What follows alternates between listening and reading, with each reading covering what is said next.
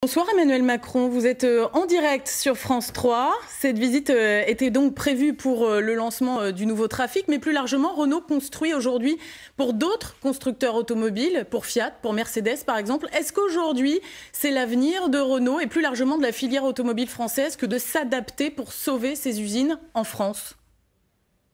Bonsoir Émilie Lebrun.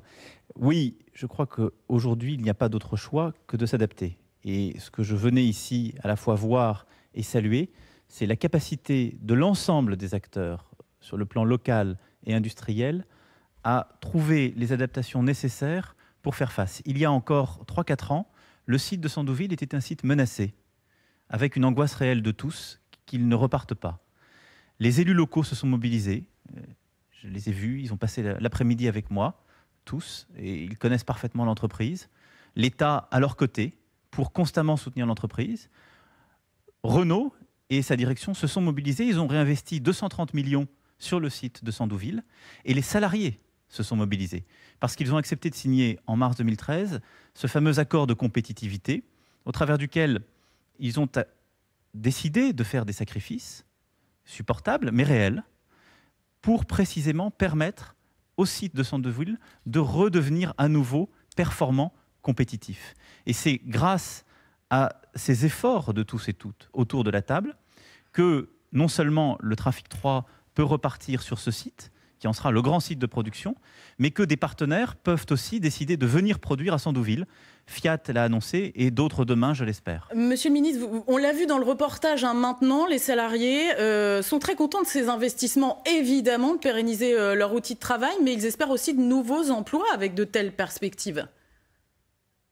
Ils ont raison, il faut aller étape par étape. Aujourd'hui, le site de Sandouville est sauvé. Des emplois sont créés, ce sont des emplois intérimaires. Vous l'avez dit dans votre reportage, je m'en suis moi-même ému et inquiété auprès de Carlos Ghosn. 40% d'intérimaires, c'est beaucoup sur un site. Mais pourquoi? Parce que ce site repart. Il doit donc trouver des perspectives.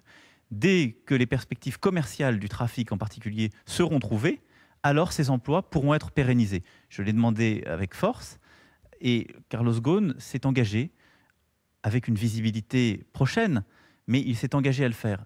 Il faut faire les choses dans le bon ordre.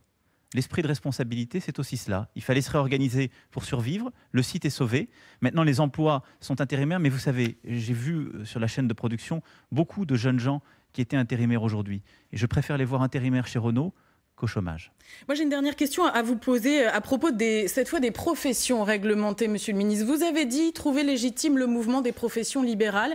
Est-ce que cela veut dire que vous abandonnez le projet de réforme initié par votre prédécesseur, Arnaud Montebourg? Alors, je n'abandonne pas mon projet de réforme. J'abandonne l'idée qu'ils se font de la réforme. Ce que je veux dire par là, c'est que beaucoup de fausses vérités sont dites sur ce que je veux faire sur les professions réglementées. Non, je ne veux pas faire la déréglementation de ces professions. Non, je ne veux pas supprimer votre pharmacien ou votre notaire. Non, je ne veux pas faire la financiarisation de ces professions en faisant rentrer des partenaires financiers étrangers ou que sais-je. Mais oui, nous pouvons ensemble moderniser ces professions pour baisser certains prix et certains tarifs, pour mieux innover, s'organiser, se rassembler ensemble, s'adapter à Internet. Qui peut me dire aujourd'hui que ces professions sont bien adaptées au changement qu'est Internet? Ça n'est pas vrai. Merci. Et donc, il faut les aider et agir en ce sens. Et dernier point, il faut aussi faire cette réforme pour les jeunes. Parce qu'il y a beaucoup de jeunes qui méritent d'accéder à ces professions et qui aujourd'hui sont barrés. C'est ça, libérer notre économie. Merci beaucoup, monsieur le ministre de l'économie et de l'industrie, d'avoir répondu à nos questions. Je rappelle que vous étiez en direct de Sandouville. Alors,